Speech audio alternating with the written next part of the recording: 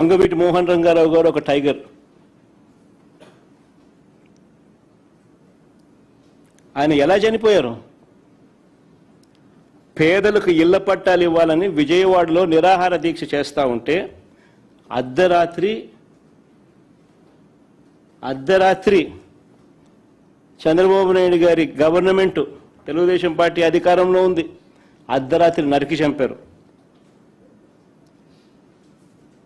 ఈ ఘటనలో వేళ్ళన్నీ కూడా చంద్రబాబు గారి వైపే చూపిస్తాయి. హరిరామ జోగయ్య గారు అప్పట్లో తెలుగుదేశం పార్టీ మంత్రి, చంద్రబాబు నాయుడు గారి సహచరుడు, అప్పట్లో తెలుగుదేశం పార్టీలో మంత్రి. ఆయన ఏకంగా పుస్తకం రాశాడు ఏ రకంగా ఇన్సిడెంట్ జరిగింది, చంద్రబాబు నాయుడు గారి పాత్ర ఎంత బలంగా ఉంది అని చెబుతూ. ఆ వంగవీటి మోహన్ రంగారావు గారి హత్య కేసులో ఒక ప్రధాన నిందితుడు వెలగపూడి రామకృష్ణబాబు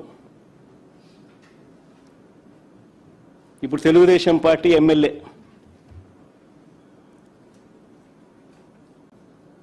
ఇప్పటికీ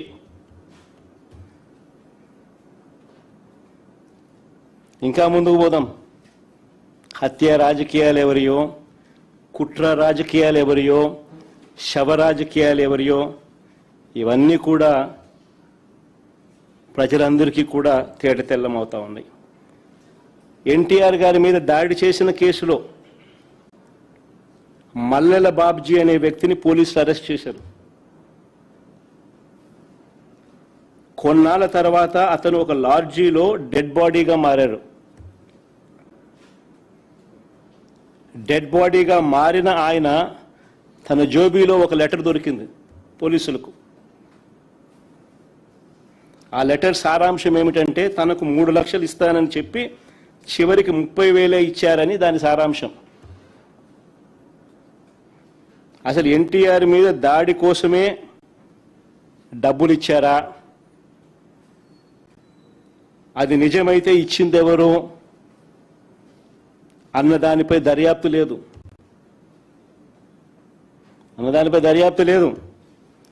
ఈ కేసులో వేళ్ళన్నీ కూడా అప్పట్లో చంద్రబాబు వైపు చూపించాయి. ఇంకొక ఎగ్జాంపుల్, పింగళి దశరథరామ్. ఈయన ఒక జర్నలిస్టు. విజయవాడలో ఎన్కౌంటర్ అనే ఒక పత్రికను పెట్టి టీడీపీ ప్రభుత్వ అవినీతిని ప్రశ్నిస్తూ ఉంటే ఈ వ్యక్తిని హైదరాబాద్ నుంచి బస్సు దిగి రిక్షాలో ఇంటికి వెళ్తా ఉంటే కత్తులతో దారుణంగా దాడి చేసి చంపారు. ఈ ఘటనలో వేళ్ళన్నీ కూడా అప్పట్లో చంద్రబాబు నాయుడు గారి వైపే చూపించాయి. అడుగుతా ఉన్న చంద్రబాబు నాయుడు గారిని, ఎవరి అయ్యా హత్య రాజకీయాలు, ఎవరి అయ్యా కుట్ర రాజకీయాలు, ఎవరి అయ్యా శవ రాజకీయాలు? ఇదే పెద్ద మనిషి చంద్రబాబు నాయుడు గారు గురించి మాట్లాడుతూ ఆయన తోడల్లుడు దగ్గుపాటి వెంకటేశ్వరరావు గారు ఏకంగా పుస్తకం రాశాడు. అనేక టీవీలలో ఆయన ఇంటర్వ్యూలు కూడా ఇచ్చాడు.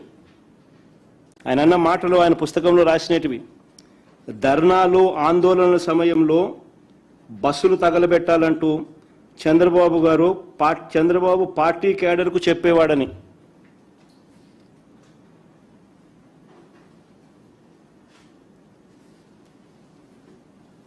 బస్సులు తగలబెట్టకపోతే ఆ ధర్నాలు కావంట. నేను కాదనింది ఈ మాటలు. స్వయంగా ఆయన తోడల్లుడు దగ్గుబాటి వెంకటేశ్వరరావు గారు అనేక టీవీ ఇంటర్వ్యూలలో ఆయన రాసిన పుస్తకంలో